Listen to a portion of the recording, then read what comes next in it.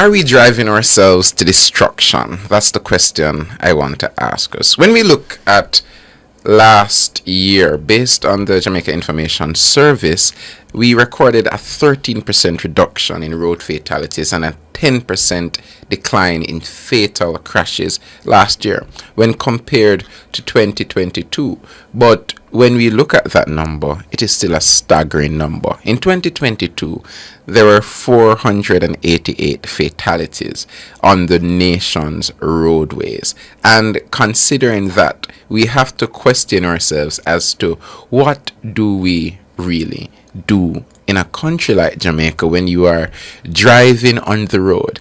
And for me in particular, if I'm to testify, even though I'm not at church, when I'm driving, sometimes I'm paraded to the side and to the other side by either drivers that decide that they want to drive too fast, or they want to bully you off the road, or the taxi men that have a penchant for ensuring that they overtake even in places where it's impossible to overtake. Did you see the video recently, Tana, when there was somebody driving, was it Malines Road? I think it was Malines Road.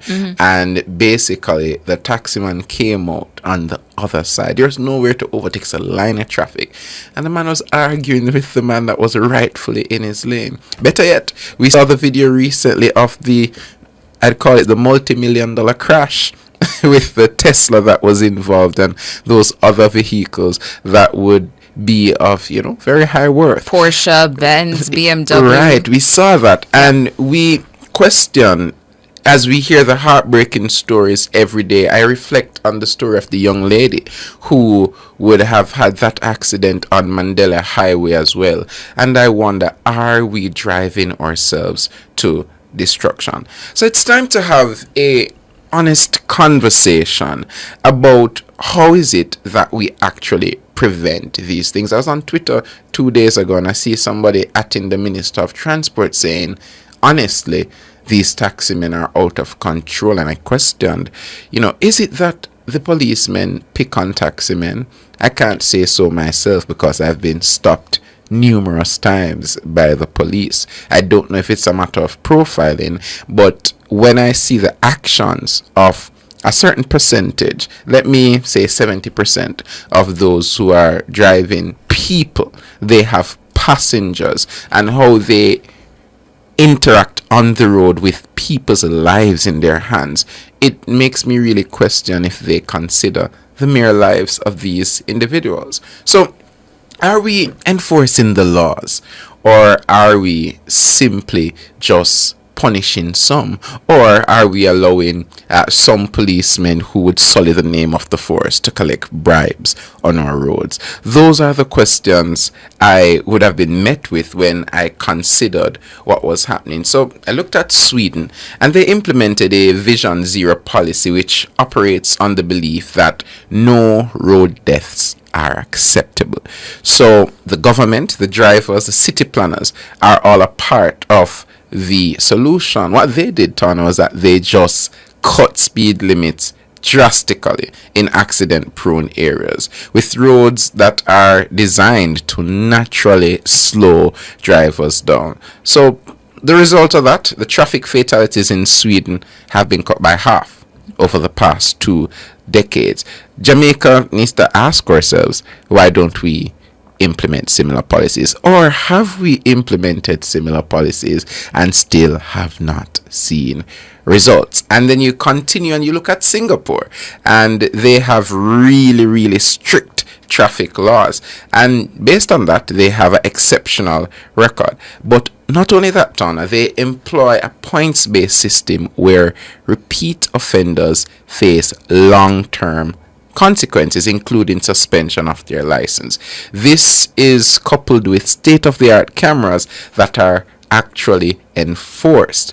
When was the last time we felt that type of accountability in play on Jamaica's roads? Because we do have a suspension system as well, and I know at some points, not everywhere, we do have cameras on the roads. But when did these systems that we've put in place actually work? I continue and I look at Finland, a final country I'm using as an example, where the fines for traffic violations, this one is interesting, is based on a person's income.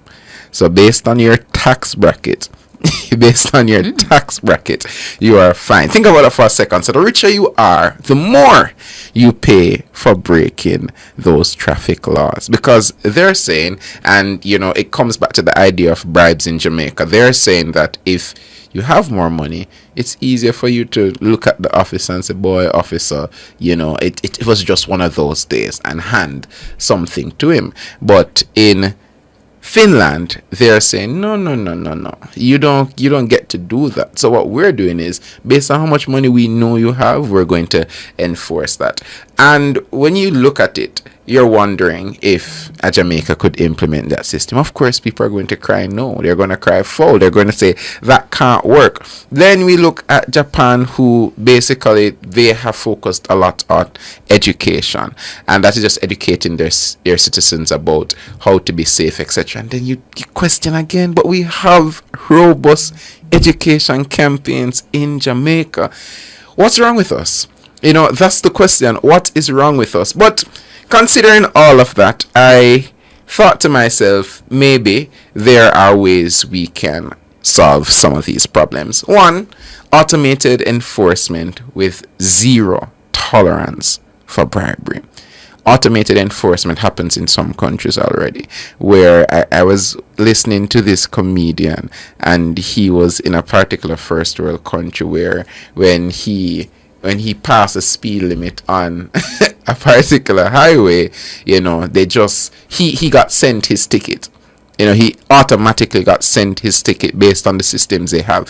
And as a matter of fact, Jamaica is going very close to that, because some of you don't know, I'm going to enlighten my listeners this morning, but we have a system where they actually use the cameras and all and control the flow of traffic, and that says that we're in that automated age. We're not 100% there yet, but that's what they're using now to control the flow of traffic. So what if we upgraded our systems across Jamaica, Tana, and then we had an automated enforcement, which means that you don't have to interact with a police officer, because then the tracking would be such that the officer can't just put up a thing and show you, because I've been shown the wrong speed time before on the gun, and then I sat there waiting for the ticket, and the officer came up to me, Jermaine, and said, you're waiting on the ticket. So I said, but you said I was going above the speed limit. So, but I knew I wasn't going above the speed limit. But I don't argue with the officer. If the officer says it's that,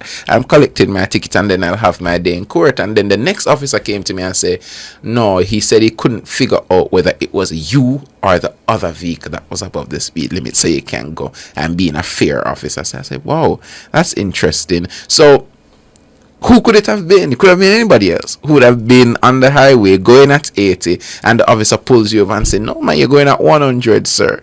And I'm saying, can we automate that and see if we can have zero tolerance for bribery? And finally, mandatory continuous learning.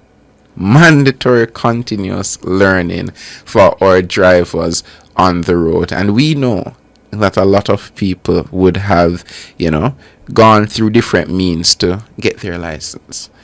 And noting that it is important that even after a 5-year period, we relook at what people can do, what they know of the road code, because sometimes you buck up on a one-way, you don't even know it's a one-way. Somebody have to turn you back because you aren't really aware of some of the signs or the signals, and I've witnessed that many times. So those are the two things I think should be enforced, but I'm really wondering if we are driving ourselves down this detrimental road where we continue with road fatalities and accidents because of speeding, because of different people driving, particularly because of the taximen as well.